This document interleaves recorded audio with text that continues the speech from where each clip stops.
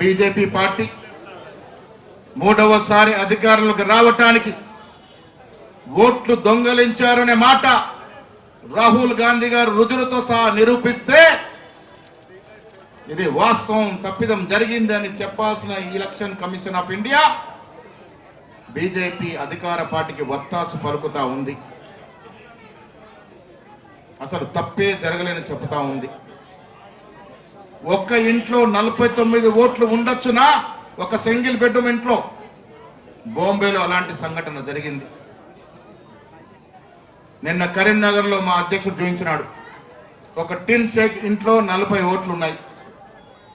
అందుకే మిత్రులారా, నిన్న చేసిన ఆరోపణ నేను కట్టుబడి ఉన్నాను. మళ్ళీ చెప్తా ఉన్నాను, తెలంగాణ రాష్ట్రంలో గెలిచిన 8 మంది ఎంపీల ఎన్నిక పట్ల మాకు తీవ్రమైన అనుమానాలు ఉన్నాయి. ఇక్కడ కూడా ఈ 8 మంది ఎంపీలు ఓట్లు దొంగలించే గెలిచారని కుండలు బద్దలు కొట్టి చెప్తా ఉన్నాను నేను. కారణం, ఓట్లు దొంగలించే సంస్కృతి, అధికార దహం, ఎప్పటికీ అధికారులు ఉండాలని తహతలాడుతున్న మోడీ, అమిత్ షా చేసిన పన్నాగం వల్లే మహారాష్ట్రలో కానీ కర్ణాటకలో కానీ ఓట్ల దొంగలింపు జరిగింది. మహారాష్ట్ర అసెంబ్లీ ఎన్నికల్లో మేము ఓడిపోతాం ఎట్లా? 6 నెలల ముందు జరిగిన ఎన్నికల్లో పార్లమెంట్ సీట్లను మేము గెలుస్తాం ఎట్లా?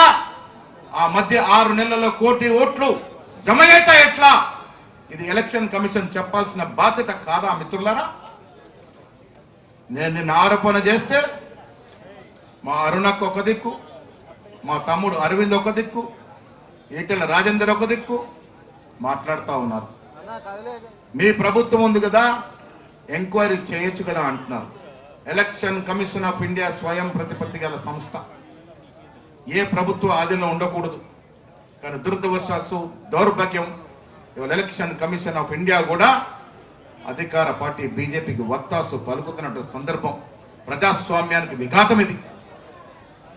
8 మంది ఎంపీలు భుజాలు తడుపుకుంటా ఉన్నారు. ఇవాళ గెలిచిన తీరు పట్ల అనుమానాలు ఉన్నాయని మళ్ళీ చెప్తా ఉన్నాను.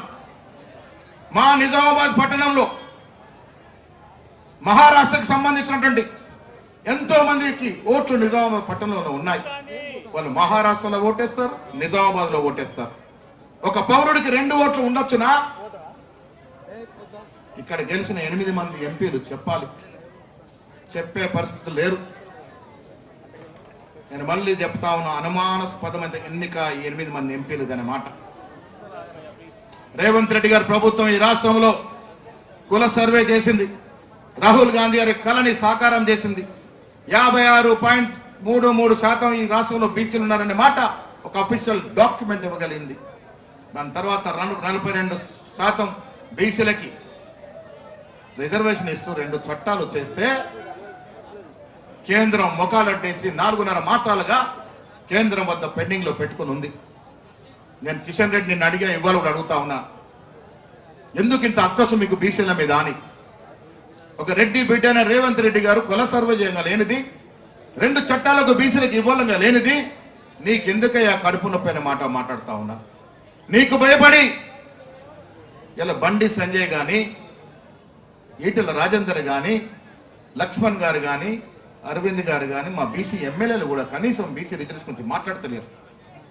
ఇంత భయం గుప్పిట్లో ఎందుకు ఉంటారని అడుగుతా ఉన్నాను మా బీసీ సోదరుల్ని. పదవంటే ఇంత భయమా? ఎందుకు మీరు బీసీ ప్రధానమంత్రిగా చెప్పుకునే మోడీ వద్దకు వెళ్ళి, మా రాష్ట్రంలో కాంగ్రెస్ ప్రభుత్వం బేసిక్ గా 2 చట్టాలు తెచ్చింది, వీరికి చట్టబద్ధత ఇస్తామని చెప్పే స్థితిలో ఎందుకు లేరు మీరు అని అడుగుతా ఉన్నాను.